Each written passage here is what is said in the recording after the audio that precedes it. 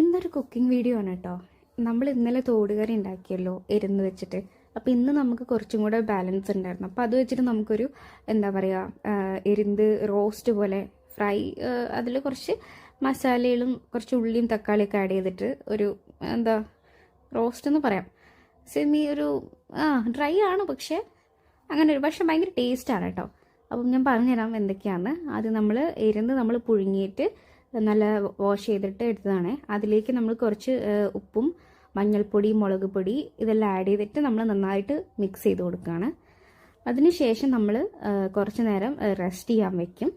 Rest ചെയ്യാൻ വെച്ചതിന് ശേഷം റെസ്റ്റ് ചെയ്യാൻ വെക്കുന്ന ആ സമയത്ത് നമ്മൾ എന്ത് ചെയ്യണം, കുറച്ച് എന്താ പറയുക, തക്കാളി, പച്ചമുളക് വേണമെന്നില്ല, തക്കാളിയും ഉള്ളിയും നമ്മളൊന്ന് കട്ട് ചെയ്തിട്ട് മാറ്റി വയ്ക്കുക.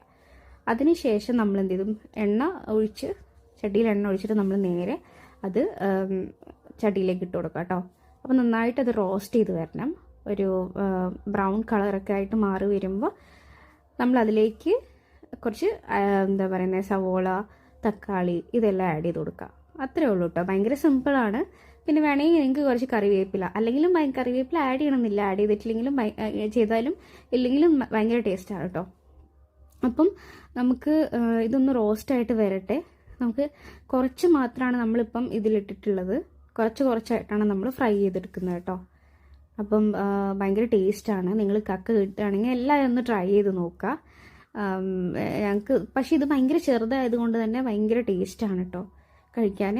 ഒരുപാട് മസാലയൊക്കെ ഇട്ടിട്ട് അതിൻ്റെ ടേസ്റ്റ് കളയണമെന്നൊന്നുമില്ല, കുറച്ച് ഇട്ടാൽ മതി. മഞ്ഞൾപ്പൊടി, മുളക് പൊടിയൊക്കെ കുറച്ച് മാത്രം ഇട്ടിട്ട് ഫ്രൈ ചെയ്തെടുത്താൽ മതി.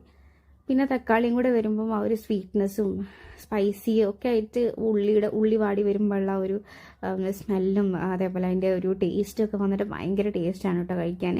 നിങ്ങളിത് കിട്ടിയാൽ ഉടനെ തന്നെ ഈ ഒരു റെസിപ്പി ഒന്ന് ട്രൈ ചെയ്ത് നോക്കാം. അപ്പോൾ ഇത് ഏകദേശം ആയിട്ടുണ്ട് കേട്ടോ. അപ്പോൾ നമുക്കിത് മാറ്റി വെക്കാം. എന്നിട്ട് വീണ്ടും നമുക്ക് കുറച്ച് വെളിച്ചെണ്ണ ഒഴിച്ചിട്ട് അതിലേക്ക് ബാലൻസ് ഉള്ള കക്കയല്ല, എരുന്തും കക്കയും തമ്മിൽ വ്യത്യാസമുണ്ട് കേട്ടോ. എനിക്ക് എൻ്റെ അറിവിൽ ഇങ്ങനെയാണ്. കക്ക എന്ന് പറഞ്ഞു കഴിഞ്ഞാൽ ബ്ലാക്ക് കളറിലുള്ളതാണ്.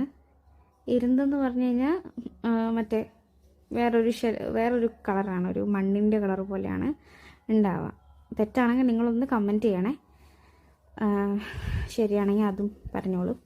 അപ്പം നമുക്കിതും കൂടെ ഒന്ന് ഫ്രൈ ചെയ്തെടുത്തിട്ട് നമുക്ക് ബാക്കി നമ്മളെ ഉള്ളി അതേപോലെ തക്കാളി എല്ലാം ചെറുതായിട്ട് അരിഞ്ഞിടാം. ചെറുതായാലും എന്തായാലും അത് വാടിക്കഴിഞ്ഞ് കഴിഞ്ഞാൽ പിന്നെ പ്രശ്നമില്ല. എന്നാലും ഒരു മീഡിയം നമ്മൾ ഈ അരിയുന്ന പോലെ അരിഞ്ഞെടുക്കുക.